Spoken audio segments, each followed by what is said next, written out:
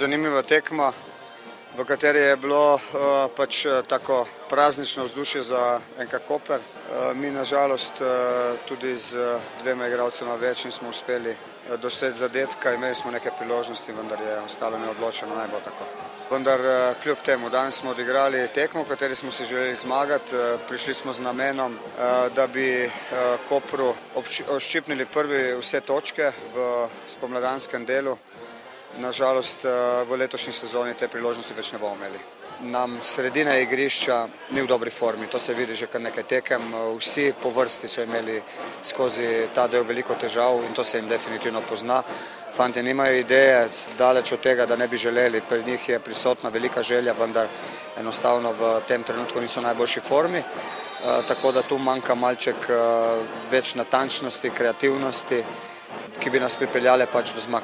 Vsem igralcem, ki so bili na igrišču, vse čestitke, kajti vemo, da so danes nekaterimi spremenjenimi igralci smo nekako začeli tekmo in tudi obramba je prvič igrala v tej postavitvi. Nekoliko igralce, ki so bili nosilci, od Pavlina pa do Polovanca smo nekako odpočili, skušali smo dati več priložnosti tudi nekaterim, ki so manj igrali.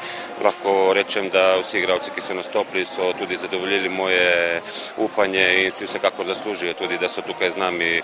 Tudi z 9 mi je šlo, kako težko se je bilo braniti na koncu. Pa videli ste sami, težko je. Pritisnili so nas nazaj, mogli smo zdržati, tako da to je to. Borili smo se z vsemi, špice je prišla nazaj, tako da to je to, mogli smo se boriti.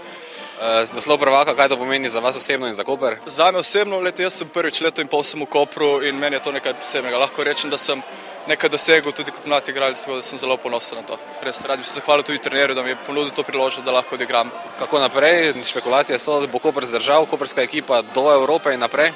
Ja, mi ciljamo tako, prišli smo v drugi krog takoj direktno, tako da bomo šli, nekaj moramo narediti.